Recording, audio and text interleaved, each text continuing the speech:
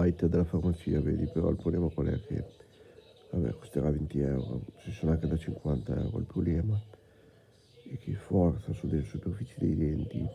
Allora, quando tu hai il bruxismo, i denti ti fanno tutti male, perché hai i solchi, ok? Perché io non ho curato i denti in anticipo, cioè la prevenzione, ecco perché è importante.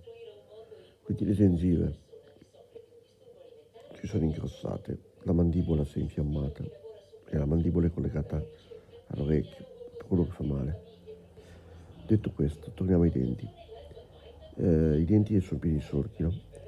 Ma quando il bite della farmacia ti fa cagare, a parte che ti esce la notte, perché comunque tu apri la bocca, chi ha il bruxismo apre la bocca la notte, apre, chiude la bocca, apre, chiude la bocca, apre, chiude la bocca, sogna molto, ma è un sogno isterico, non è un sogno, vabbè, comunque, non che io ricordi i miei sogni, però, detto questo, forza su delle superfici sbagliate, quindi ti fa male il dente, ti fanno male i denti, e poi non è correttivo, e quindi ti fa male anche la mandibola ancora di più. Il problema è l'udito, eh.